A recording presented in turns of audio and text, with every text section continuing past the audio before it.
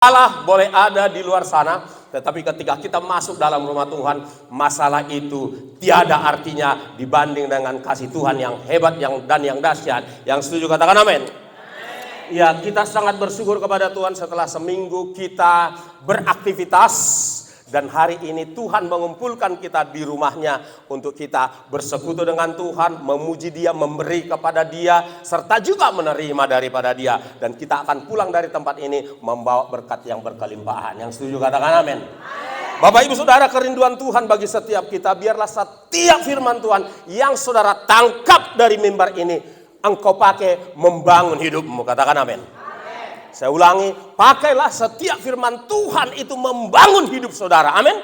Sampai tiba waktunya kelak kita dipanggil pulang ke rumah Bapa di sorga. Haleluya.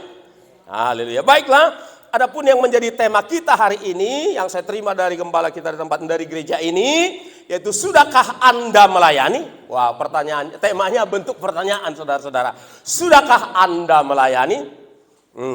Dan benarkah motivasi melayani? Ini bagus sekali untuk kembali kita pakai mengevaluasi kehidupan kita saudara-saudara. Karena kita perlu setiap saat mengevaluasi hidup kita di dalam pengiringan kita kepada Tuhan. Amin saudaraku. Supaya terus kita mengalami progres, kemajuan, pertumbuhan, berbuah lebat dan tetap. Haleluya. Nah saudaraku, sebelum kita mulai saya teringat ketika kami penginjilan, pelayanan ke Jawa Tengah, ke Solo, dan juga di Jogja saudara-saudara. Nah, kami menemukan saudaraku para abdi dalam di di keraton-keraton Jawa itu enggak digaji. Ya. Enggak digaji. Jangan takut. Bukan maksud saya saudara yang melayani tidak dapat gaji. Tuhan ada menggaji kita semua, amin. Tapi poin saya bukan soal nggak digaji, tapi poin saya adalah yang saya terkesan dengan mereka melayani sultan mereka itu poinnya. Bukan soal digaji nggak digaji, tapi melayani sultan mereka itu bagi masyarakat di sana itu adalah sebuah kebanggaan.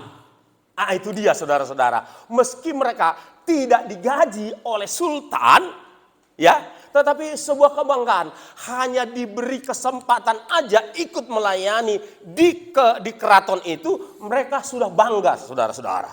Nah poinnya adalah terlebih lagi saudaraku, kita bukan melayani raja, ya, kita bukan melayani sultan, tetapi kita melayani raja di atas segala raja-raja, raja di atas segala presiden. Yang setuju tepuk tangan untuk Tuhan. Haleluya.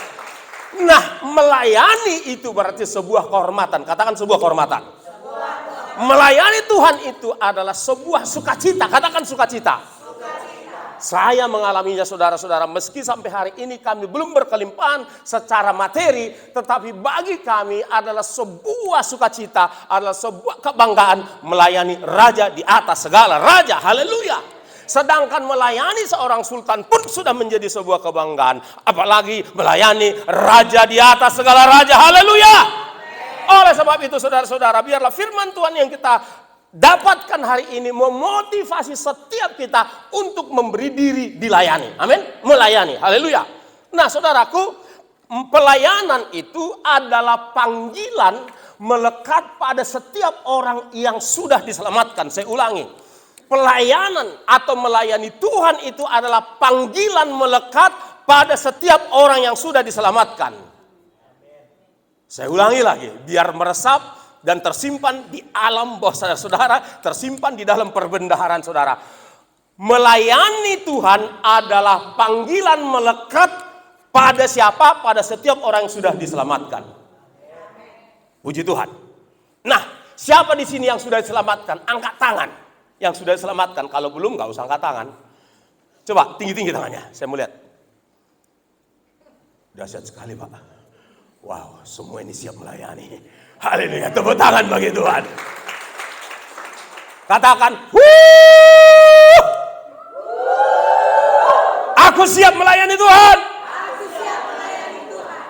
Keren, nah ini baru jemaat yang keren, amin. Haleluya. Baik saudaraku, di mana aja Pak Pendeta terdapat panggilan melayani itu? Kita buka dalam Efesus 4, 11, 12. Efesus 4, 11, 12.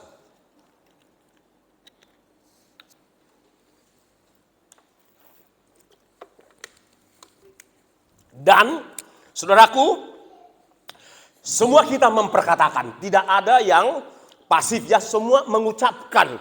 Ketika kita ucapkan, maka firman Allah yang tertulis itu menjadi hidup dia, masuk kembali ke dalam roh, jiwa, bahkan tubuh kita. Menjadi daginglah firman itu. Amin. Haleluya. Mari kita perkatakan ayat 11 dan 12. 1, 2, ya.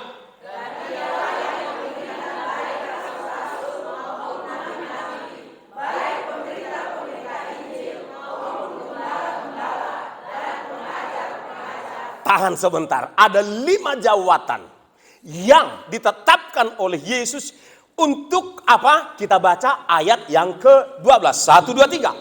Untuk memperlengkapi orang-orang kudus bagi pekerjaan pelayanan, bagi pembangunan tubuh Kristus. Katakan amin. Amin. Jadi ada 5 jawatan: rasul, nabi, penginjil, gembala, pengajar, untuk memperlengkapi saudara yang ada di tempat ini untuk melakukan pekerjaan pelayanan. Katakan amin. Haleluya. Jadi baik di tempat ini mungkin gembala sudah jelas ada, pengajar jelas ada, penginjil jelas ada, mungkin rasul dan nabi, kita doakan supaya Tuhan munculkan dari antara kita. Katakan amin. Kita minta kepada Tuhan supaya Tuhan yang mempersiapkan, Tuhan yang memunculkan panggilan, 2 lagi panggilan belum terlalu nampak di tengah-tengah kita, yaitu rasul dan nabi. Kalau Tuhan yang memunculkan, dia pasti tidak salah langkah. Amin. Nah itu dia, untuk memperlengkapi saudara melakukan pekerjaan pembangunan tubuh Kristus dan melakukan pekerjaan apa yang menjadi tugas gereja. Saudaraku, perlu kita terus menambah pengetahuan kita ya, di atas iman kita tambah pengetahuan kita akan kebenaran firman Tuhan. Panggilan gereja ada 3. Semua pekerjaan gereja orang Kristen hanya terhisap di dalam 3 bidang ini. Yang pertama adalah koinonia, yaitu persekutuan ke dalam seperti ini. Di dalam koinonia itu ada pemuridan, ada KKA dan seterusnya ke dalam. Lalu panggilan atau pekerjaan yang kedua dari gereja adalah marturia, bersaksi ya. Marturia itu bersaksi, itu keluar kepada orang-orang di luar gereja. Itu panggilan, itu pekerjaan saudara dan saya. Amin. Haleluya. Lalu yang ketiga adalah diakonia. Diakonia itu ke dalam, pelayanan kasih ke dalam dan pelayanan kasih keluar. Saya ulangi. Yang pertama tadi itu full untuk ke dalam, koinonia ya. Pemuritan di situ, KKA di situ, komsel di situ, dan seterusnya, counseling di situ, saudara-saudara. Lalu yang itu 100% ke dalam. Lalu yang kedua 100% keluar, marturia, bersaksi, outreach, menjangkau keluar. Itu pekerjaan seorang Kristen. Lalu yang ketiga ini 50-50. 50% ke dalam, 50% keluar. Seperti itu. Jadi disitulah semua pekerjaan kita. Saudara yang pergi marturia keluar, itu bisa saja saudara itu bekerja di marketplace, istilah zaman now. Marketplace berarti di luar sana, di antara pekerjaan saudara, di antara bisnis saudara, di antara organisasi saudara. Saudara di sana berdampak, katakan berdampak. Saudara di sana jadi saksi, saudara di sana jadi penginjil. Ya, jangan takut, saudaraku, jangan takut menjadi penginjil. Itulah pekerjaan, itulah panggilan kita. Nah, oleh sebab itu saudaraku yang dikasihi oleh Tuhan Yesus Kristus, orang-orang ke-5 jawatan yang Allah tetapkan di dalam gerejanya, baik gereja lokal maupun gereja global, ada 5 jawatan yang dipanggil untuk memperlengkapi jemaat melakukan pekerjaan Tuhan itu. Amin, saudara-saudara. Nah, jadi mindset yang salah selama ini bahwa yang melakukan pekerjaan itu hanya perhobas, hanya perhalado, hanya pelayan yang ada di atas ini. Enggak seperti itu saudara-saudara. Bahkan saudara-saudara ada mindset yang keliru selama ini bahwa yang dimaksud dengan pelayan itu atau yang melayani itu hanyalah gembala dan para stafnya. Tidak seperti itu saudara-saudara. Semua kita adalah pelayan Tuhan. Amin. Nah, oleh sebab itu nanti akan kita lihat dalam hal apa saja saudara dan saya bisa melayani. Tapi tapi Tuhan ingin membangun kembali dasar yang kuat, fondasi yang kuat dari panggilan melayani. Bukankah tadi sudah dikatakan bahwa melayani Tuhan adalah panggilan melekat bagi setiap orang yang sudah diselamatkan. Pertama kita sudah lihat dari Efesus 4 ayat 11 dan 12. Mari kita lihat yang berikutnya Bapak Ibu Saudara di dalam 2 Korintus 5 ayat yang ke-15. 2 Korintus 5 ayat 15.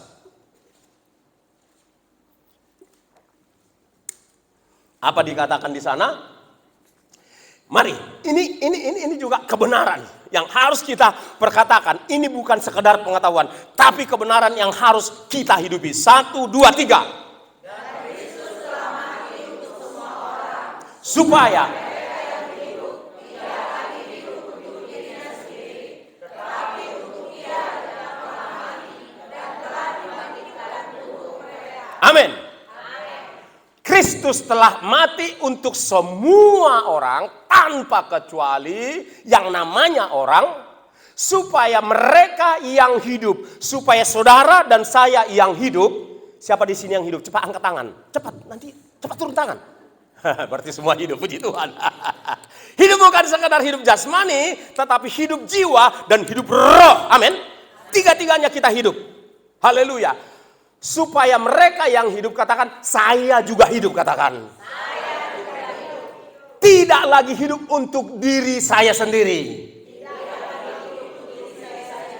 Ayo semua, masih ada yang tidak mengucapkan. Saya tidak lagi hidup untuk diri saya sendiri. 1, 2, 3. Saya tidak lagi hidup untuk diri saya sendiri. Aku berdoa kepadamu Tuhan, berkati setiap umatmu di tempat ini yang sudah memperkatakan kebenaran ini dan yang akan menghidupinya. Haleluya. Tetapi untuk Dia, huruf besar, yang telah mati dan telah dibangkitkan untuk kita. Amin, saudaraku. Nah, jadi mulai hari ini mari kita pastikan bahwa kita tidak lagi hidup untuk diri kita sendiri. Amin. Itu akan tampak dari doa-doa kita, saudara-saudara. Doa kita tidak lagi seperti doa yang berikut ini. Tahukah saudara, seseorang berdoa seperti ini. Bapa di sorga, dia punya istri 1, punya anak 2. Lalu dia berdoa, Bapa di sorga, berkatilah kami berempat Tuhan. Berkatilah kami berempat. Yang lain gak sempat, katanya saudara-saudara. Tidak lagi doa seperti itu, amin. Karena banyak orang di luar sana berdoa, Tuhan berkatilah suamiku, berkatilah istriku, angkatlah jabatan suamiku di kantor Tuhan, angkatlah. Lalu dia kemana-mana menghadiri ibadah hanya supaya jabatan suaminya diangkat. Itu namanya egois, saudara-saudara. Lalu doa yang berikutnya, saudara, dia berdoa seperti ini. Tuhan berkatilah anak-anakku semua, jadikanlah menjadi sarjana Tuhan, dapat pekerjaan. Berkatilah rumah kami, berkatilah mobil kami, berkatilah ternak kami, berkatilah tumbuhan kami, berkatilah tanam-tanaman kami. Semua berfokus kepada Dia. Enggak lagi seperti itu, amin. Tidak lagi seperti itu, haleluya. Tetapi apa? Kita mau hidup kita untuk Tuhan dan untuk orang lain. Untuk Tuhan dan untuk orang lain. Amin. Nah, sekarang kita mau sedikit merenung lebih dalam. Kita mungkin selama ini tidak sadar bahwa Tuhan juga punya pergumulan, saudara. Tuhan punya pergumulan. Dia berdoa, berarti ada pergumulannya. Yohanes 17, di situ Tuhan menunjukkan satu bukti bahwa Tuhan berdoa. Berarti ada pergumulannya. Jadi kita berpikir Tuhan itu maha sempurna, maha bisa, nggak ada pergumulan. Ada pergumulannya. Ketika Tuhan berdoa, kitalah yang menjawab. Katakan amin. Wah, masih kurang mantap, masih ragu. Ketika Tuhan berdoa, kita yang menjawab. Amin. Nah, itu namanya hidup untuk Tuhan. Ketika orang lain berdoa, kita bisa jadi jawaban doa. Katakan amin. Saya ulangi, ketika orang lain berdoa, kita bisa jadi jawaban doa. Nah, itulah yang dimaksud hidup untuk Tuhan, hidup juga untuk orang lain. Tentu kita juga hidup untuk diri kita. Amin. Jadi, saudara, mulai hari ini mari kita ubah mindset kita. Bahwa hidup kita, berkat yang kita terima, potensi yang kita miliki, apapun yang kita miliki, tidak 100% untuk kita sendiri. Amin, saudara. Karena jika kita anggap itu, jika mindset kita, paradigma kita berpikir bahwa apapun yang telah kuperoleh dan kukumpulkan lewat kepintaranku, lewat jerih payahku adalah untuk aku dan seisi rumahku, maka saudara akan terus kumpuli untuk diri saudara sendiri. Apapun itu, saudara kumpul, maka apa yang terjadi? Yang terjadi adalah laut mati. Ya, di Israel ada 2 laut. Satu laut mati, satu danau Galilea. 2 danau ini berbeda. Laut mati sama-sama dengan air Galilea, sama-sama menerima sumber air yang sama dari sungai Yordan. Kan begitu. Tapi si laut mati ini menerima air itu, tetapi dia tidak menyalurkannya kemana-mana. Sehingga garamnya pun tinggi. Sehingga tidak ada kehidupan di situ, sehingga matilah, kematian yang ada di sana, saudara-saudara. Lepas dari laut mati itu adalah bekas kota Yeriko yang dulu dikutuk Tuhan, terlepas dari situ. Tapi itulah fakta yang ada, saudara-saudara, bahwa di sana tidak hidup ikan, tidak hidup segala tumbuhan, tidak hidup segala hewan di laut mati. Karena apa? Karena dia hanya menerima, tidak pernah menyalurkan. Demikian juga dalam kehidupan kita, ketika kita hanya menerima, mengumpulkan untuk diri kita sendiri, maka akan terjadi kematian, akan terjadi stagnan, terjadi sumbatan, saudara-saudara, dalam kehidupan kita. Sama seperti tubuh kita ini menerima gula, menerima garam, menerima lemak, menerima ini segala macam. Kalau dia sumbat semua, akan terjadi kematian dan sakit penyakit. Makanya harus disalurkan juga. Itulah hebatnya Tuhan, diciptakan Tuhan sistem begitu rupa dalam tubuh kita ini, ada yang masuk, ada yang keluar, ada yang masuk, ada yang keluar. Amin. Seperti Danau Galilea, di sana ada kehidupan, ya.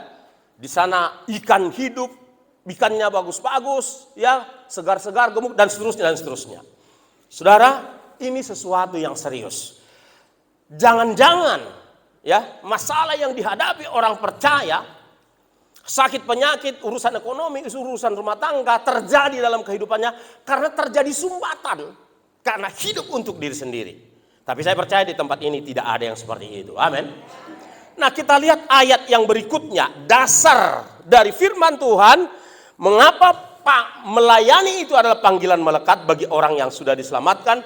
Kita buka dari 1 Petrus 4 ayat 10, ya, 1 Petrus 4 ayat yang ke-10.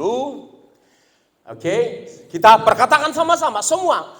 Mari saudara tetap ucapkan, ya, ucapkan perkataan firman Tuhan ini keluar dari mulut kita, karena itu akan menyegarkan sel-sel tubuh saudara secara jasmani, secara jiwani, dan juga secara rohani. 1, 2, 3.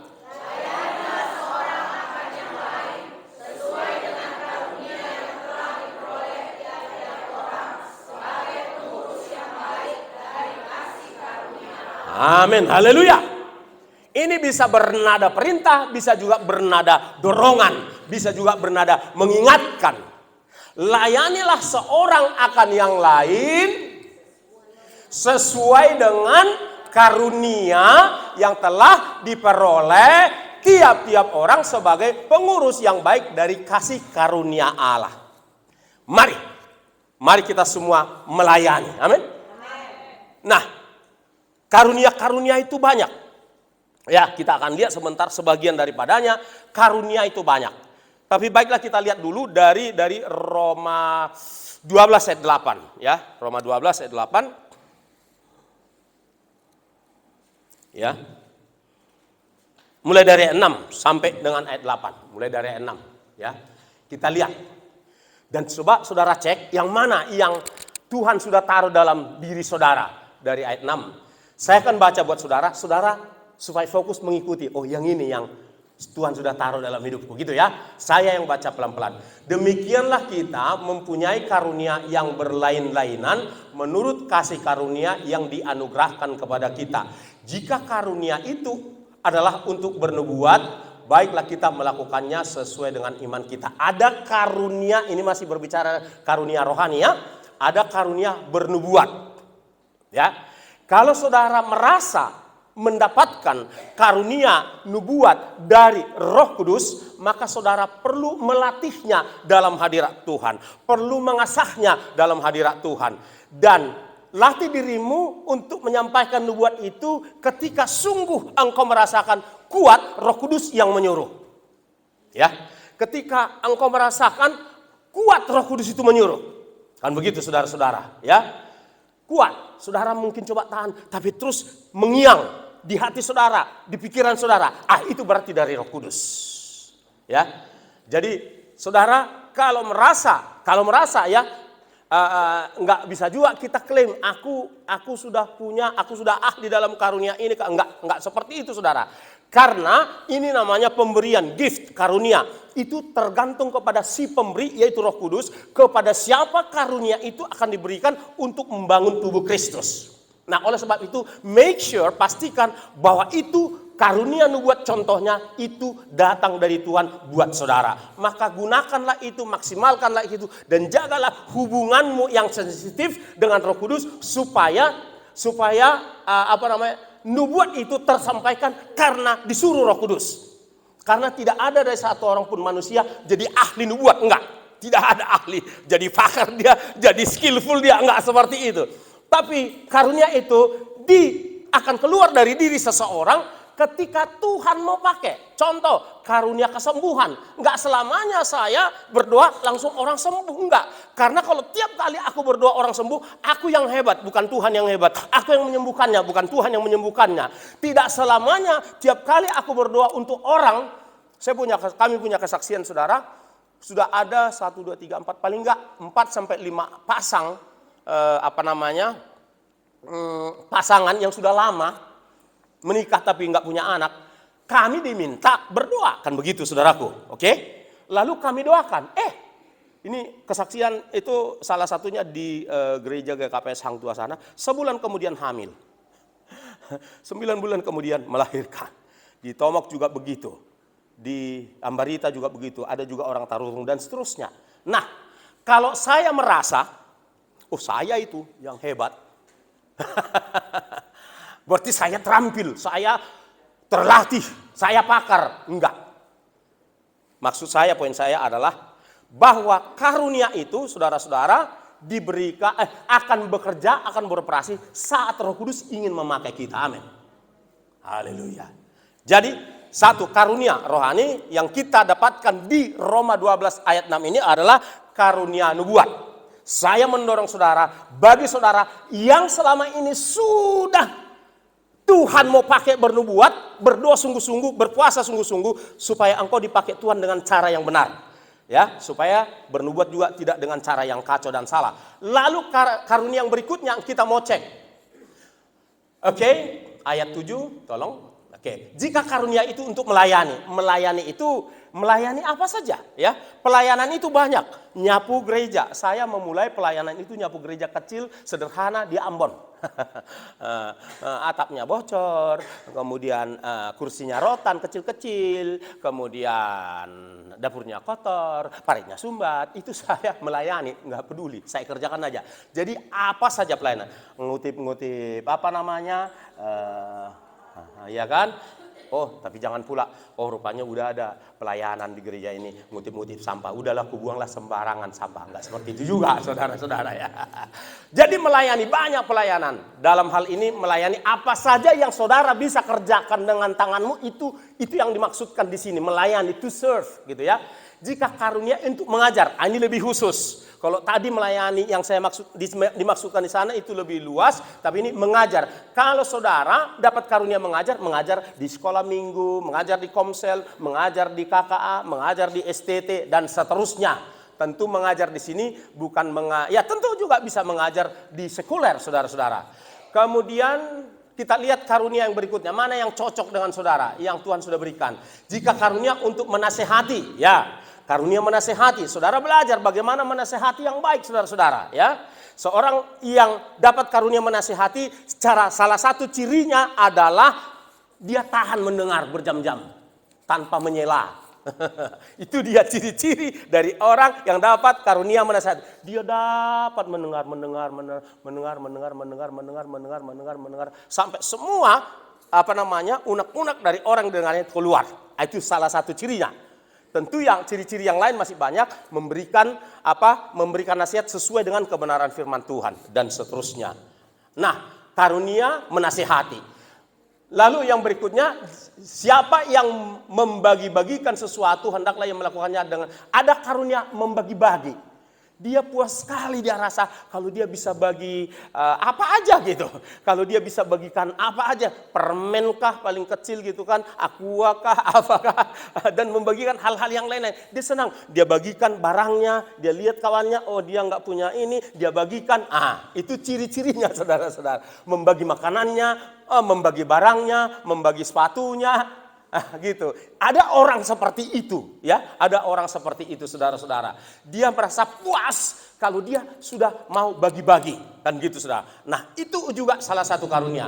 Yang berikutnya, siapa yang memberi pimpinan? Nah, karunia memimpin, ya. Memimpin di sebuah gereja lokal, memimpin di sebuah STT, memimpin di sebuah organisasi, memimpin di dalam sebuah tim pelayanan dan seterusnya. Ini akan nampak, ya. Kalau dia senang mengatur dengan baik, ya bukan memerintah, menindas, tetapi mengatur dengan baik, dia suka membuat rapi segala sesuatu, dia ingin membuat rapi kinerja dan sistem kerja satu dengan yang lain, berarti Anda adalah seorang yang dapat karunia memimpin, ya, bukan karunia komando seperti di militer, bukan seperti itu maksudnya, saudara-saudara, tapi karunia memimpin. Nah, kemudian siapa yang menunjukkan kemurahan, hendaklah ia melakukannya dengan sukacita. Ini mirip dengan karunia membagi-bagikan tadi itu. Jadi ini generous, hatinya berkemurahan, ya. Apa saja yang bisa diberikannya, saudara-saudara. Senyumnya, kalau lagi nggak punya duit, senyumnya dikasih. Kalau nggak doanya, dan apa saja. Pokoknya dia generous, murah hati, nggak ngerti pelit. Gitulah bahasa sebenarnya, ya. Nggak ngerti pelit dia, orang seperti itu. Ada karunia-karunia seperti itu. Yang berikutnya tidak ada lagi. Haleluya. Nah, itu sebagian dari karunia. Saudara, ada juga karunia yang bersifat keterampilan, ya. Karunia memasak, itu karunia juga, saudara-saudara. Ya, ada lagi apa? Karunia untuk zaman sekarang, saudara-saudara, karunia multimedia. Ada karunia musik, ada karunia menjadi singers untuk Tuhan, ya. Ada karunia WL, ada karunia banyak, saudara-saudara. Masih banyak karunia-karunia. Ada karunia berdoa dia nggak banyak cakap, tapi dia senang kali mendoakan orang supaya orang itu sembuh, supaya orang itu maju, supaya orang lain diberkati. Ada yang seperti itu, saudara-saudara, ya. Jadi ada banyak karunia. Kalau saudara sampai hari ini belum mengerti atau belum kenal karunia apa yang Tuhan berikan dalam hidupmu, berdoa saja. Tuhan akan nampakkan nanti, Tuhan akan munculkan. Tetapi yang pasti setiap kita dapat melayani satu dengan yang lain. Amin, saudaraku. Nah, itu saudara-saudara. Oke. Lalu kita akan melihat motivasi melayani. Pertanyaannya tentunya, mengapa kita melayani? Kan gitu? Mengapa kita melayani dan untuk apa kita melayani? Kita melayani karena kita sudah diselamatkan. Amin. Kita melayani bukan supaya, tapi karena. Ya, saya ulangi, kita melayani bukan supaya Tuhan memberkati, bukan supaya Tuhan menyukai, bukan supaya Tuhan berkenan, tapi karena Tuhan sudah menyelamatkan kita, karena Tuhan sudah memberkati kita, karena Tuhan sudah menguduskan kita. Itulah titik tolak dari kita melayani, saudara-saudara. Jadi kita melayani bukan lagi untuk mencari perkenanan Tuhan, enggak lagi seperti itu, saudara-saudara. Tuhan sudah berkenan sebelumnya. Karena Tuhan sudah berkenan, maka kita melayani Dia. Amin, saudara-saudara. Maka motivasi kita itu jadi murni Dia. Jadi tulus motivasi kita, jadi benarlah motivasi kita. Jadi motivasi kita tidak lagi untuk untuk diri sendiri, tetapi untuk Tuhan dan untuk orang lain. Nah, itu sebabnya saudara-saudara, kita yang ingin melayani, kita yang melayani Tuhan, hendaklah berjuang untuk selesai dengan diri sendiri. Ini tema tersendiri sesungguhnya. Hendaklah kita sudah selesai dengan diri kita sendiri. Amin. Sebab kalau saya khotbah di depan ini, saudaraku, hanya untuk penampilanku, itu saya belum selesai dengan diriku. Ya, saya melayani dengan karunia yang Tuhan berikan, supaya saudara pandang saya, supaya saudara lihat saya, itu nggak betul, itu nggak benar. Itu berarti saya masih ingin saudara fokus kepada saya. Membawa saudara fokus kepada dia. Yang setuju katakan amin. Amin, saudaraku. Nah, untuk melayani harus selesai dengan diri sendiri. Janganlah kiranya Bapak Ibu Saudara motivasi melayani itu saudara-saudara supaya supaya kita diberkati Tuhan. Enggak. Kita udah diberkati kok. Amin. Aku layanilah Tuhan. Nah, kalau seperti itu saudaraku, berarti kita seakan-akan menyogok Tuhan dengan pelayanan kita. Enggak. Tuhan enggak bisa disogok dengan pelayanan kita. Karena dia sudah terlebih dahulu memberi yang terbaik untuk kita. Jadi motivasi melayani kita bukan supaya diberkati, tapi sudah diberkati. Enggak ada amin? Saya ulangi, kita melayani bukan supaya diberkati, tapi sudah diberkati. Haleluya. Kita melayani bukan supaya menyalurkan kemampuan kita dan keterampilan kita, bukan. Tapi mempersembahkan. Katakan mempersembahkan. Itu dia, saudara-saudara. Bukan supaya menyalurkan. Kita melayani bukan aktualisasi supaya aku dipandang, supaya aku berharga. Enggak, itu keliru. Kita sudah berharga. Ketika Yesus mati di kayu salib, nebus nyawa Anda, maka harga saudara setara dengan harga Yesus. Berarti kita sudah berharga. Amin. Lalu bagaimana Pak Pendeta kalau dalam pelayanan aku enggak dihargai? Enggak apa-apa. Enggak apa-apa kok. Patronnya kan ada Yesus, perbandingannya ada Yesus. Yesus sempurna, tidak pernah bikin kesalahan. Kita masih mungkin bikin kesalahan. Tapi toh Yesus yang tidak pernah bikin kesalahan itu dicaci, dimaki, dibully, ditendang, diludahi, bahkan ditikam dan mati. Dia nggak ada salah. Lah, aku gak dihargai. Nggak apa-apa, Yesus saja yang sempurna. Banyak, tidak semua. Ada yang tidak menghargai. Jadi kalau dengan demikian kita nggak perlu berkecil hati karena Yesusku sudah duluan mengalaminya. Amin, saudaraku. Pujian, misalnya teman saudara lupa ngasih pujian, it's okay, happy aja lah, ya. Atau pemimpin, atau gembala, atau siapa saja lupa ngasih pujian atas pelayanan saudara, udah happy aja, nggak usah, kok nggak dipuji gitu. Jangan ya, saudara-saudaraku, biar aja pujian itu datang dari Tuhan. Amin. Saya mengenal seseorang, ya, saya punya sahabat, kalau dia selesai melayani, bagaimana Pak Jugi? Bagaimana? Mantap. Kayaknya sampai sekarang masih begitu sahabat saya yang satu itu. Tidak perlu. Lalu ketika saudara dipuji oleh temanmu, saudaraku, cepat-cepat bilang, puji Tuhan. Amin.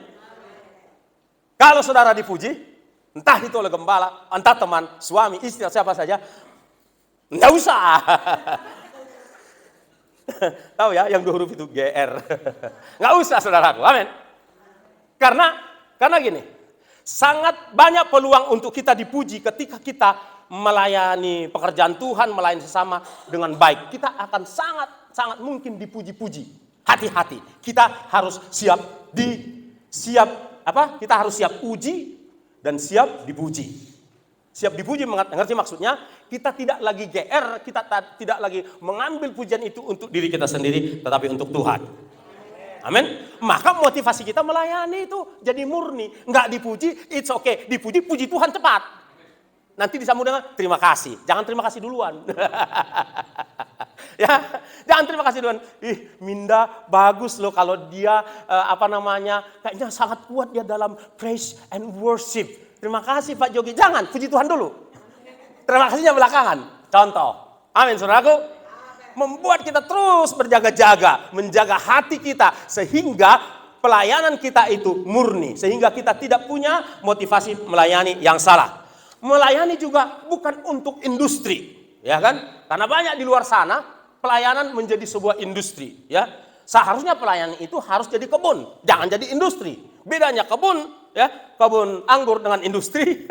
Kalau industri orientasinya laba. Shalom. Kalau pelayanan menjadi industri, itu orientasinya laba. Tetapi pelayanan hendaklah menjadi kebun anggur. Orientasinya buah, katakan buah. buah pelayanan. Buah pelayanan itu apa? Jemaat yang bertumbuh dewasa. Jemaat yang setia, itu buah-buah pelayanan. Jemaat yang takut dan taat akan Tuhan. Jemaat yang menjadi berkat ke dalam dan keluar, itu buah-buah pelayanan. Jemaat yang cinta Tuhan, takut Tuhan, cinta firman Tuhan, pelaku firman Tuhan, itu buah. Tetapi kalau pelayanan itu menjadi industri, maka saya dari depan ini akan menyanjung-nyanjung saudara. Saya tidak akan pernah menegur dosa saudara. Dan saya akan usahakan saudara selalu fokus pada saya sebagai pimpinan di satu tempat, contohnya. Nah itu dia, supaya saya tidak akan tegur saudara dan saya akan terus memanfaatkan firman Tuhan tentang berkat supaya saudara diberkati. Kalau saudara diberkati, maka kolekte saudara akan naik setiap hari, setiap minggu, perpuluhan saudara naik. Itu berarti orientasi saya sebagai hamba Tuhan itu profit. Jadi itu, untuk mencek pelayanan itu murni atau tidak. Tidak menjadi rahasia lagi bahwa di luar sana, saudaraku, banyak pelayanan seperti itu. Jemaat nggak ditegur lagi dosanya. Ya, tidak ditegur lagi, tidak ditertibkan lagi jemaat. Ya, karena takut profitnya turun. Saya sedih mendengar satu khotbah, ini salah satu contoh kesedihan Tuhan menurut saya. Di satu radio di Medan ini, berkhotbahlah pada hari Minggu seorang pendeta gereja besar. Bulan lalu persembahan kita turun. Ya ampun, Masya Allah, kok di radio semua orang dengar. Bulan lalu persembahan kita turun. Maka sekarang, mari beri yang terbaik. Ya Tuhan, dalam hati saya. Ada di luar sana, meski tidak semua, tapi ada faktanya seperti itu. Jadi pelayanan itu harus murni. Kenapa di dalam Matius 7 ayat 21, 22, 23 Yesus berkata, thank you Pak. Bukan semua orang yang berseru Tuhan, Tuhan akan masuk dalam kerajaan surga.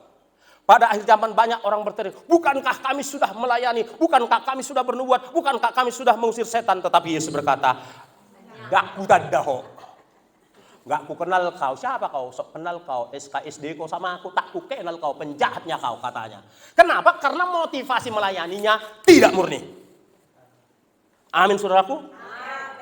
Jadi apapun yang kita kerjakan untuk Tuhan, untuk sesama, hendaklah murni adanya. Amin saudaraku.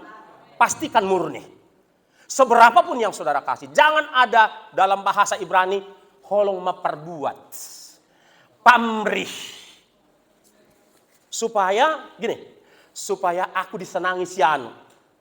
Aku harus ambil hatinya, ku berilah dia ini, itu. Itu nggak melayani namanya. Itu supaya saudara yang dipuji. Itu salah motivasinya. Berilah sesuatu kepada siapapun, baik kepada pekerjaan Tuhan, mau kepada umat Tuhan, atau kepada orang lain di luar sana, murni karena memang ingin berbagi kasih. Amin saudaraku.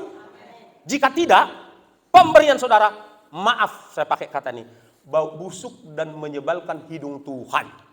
Persembahan itu tidak layak di mesbah. Haleluya. Haleluya. Ini perlu dibersihkan dari umat Tuhan, di gereja-gereja Tuhan. Supaya setiap umat Tuhan memberi apapun, itu sungguh-sungguh untuk Tuhan. Karena ada ayatnya, mungkin Pak Apen hafal ayatnya tertulis di mana. Apapun juga yang kau perbuatlah itu ya untuk Tuhan, bukan untuk manusia. Karena kalau untuk manusia ada pamrihnya, supaya dia lebih condong samaku. Di situ nggak baik. Di situ sepertinya ada persaingan ambil hati manusia. Itu tidak benar. Itu salah sama sekali. Amin saudaraku. Amin. Jangan ada persaingan mencari perkenanan manusia. Karena manusia terbatas. Karena manusia bisa salah. Karena manusia bisa mengecewakan. Jangan pernah saudara-saudaraku sebagai orang yang melayani Tuhan, jangan pernah kita cari muka manusia. Amin. Tapi cari wajah Tuhan. Katakan cari wajah Tuhan. Tidak cari muka. Demikianlah hendaknya motivasi kita dalam pelayanan itu. Supaya pelayanan kita itu murni adanya Bapak Ibu Saudara. Supaya pelayanan kita itu berkenan di mata Tuhan. Haleluya. Saudaraku yang dikasihi oleh Tuhan Yesus Kristus. Ya. Haleluya. Sebagai bagian terakhir dari renungan kita. Haleluya, haleluya. Oke. Nah, Mari saudaraku, mulai hari ini kita pastikan beri dirimu untuk melayani. Amin. Di gereja, di persekutuan, di kantor, di pajak, di rumah tangga, di STM, di sekolah, di mana saja kita bisa melayani. Pertama, koinonia. Itu di urutan pertama. Melayani dalam gereja lokal kita. Amin, saudaraku. Setara dengan itu, marturia keluar. Juga pelayanan diakonia. Hanya di situ Bapak Ibu. Enggak terlalu repot kok sebetulnya panggilan Tuhan ini. Saudaraku, Tuhan menghendaki kita semua berbuah. Amin. Kalaulah kita sampai akhir hidup kita hanya hidup untuk diri kita sendiri, maka kita tidak pernah berbuah. Dan kalau tidak berbuah, Tuhan bilang apa? Dipotong, dikumpulkan, dan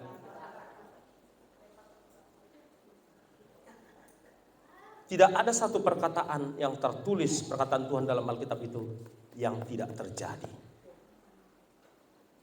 Tidak ada yang ya udah deh, kita cancel ya. Enggak ada firman Tuhan ini yang di cancel. Semua terjadi. Oleh sebab itu saudaraku, pastikan saudara ikut ambil bagian dalam pelayanan. Pastikan saudaraku tidak untuk cari pujian. Amin. Tidak untuk cari perkenanan manusia. Pastikan saudaraku melayani dengan tulus. Percayalah, hidupmu akan semakin diberkati. Amin. Serius. Kalau saudara melayani dan kalau motivasi pelayanan saudara benar, hidupku akan semakin diberkati. Amin. Katakan, hidupmu dan hidupku, tunjuk kiri kananmu dengan ramah, tidak ecek-ecek, tidak main-main. Katakan, hidupmu dan hidupku akan semakin diberkati. Amin. Hidup, katakan lagi, ini perkataan-perkataan profetik. Hidupmu dan hidupku akan semakin dipakai. 1, 2, 3. Akan semakin dipakai. Amin.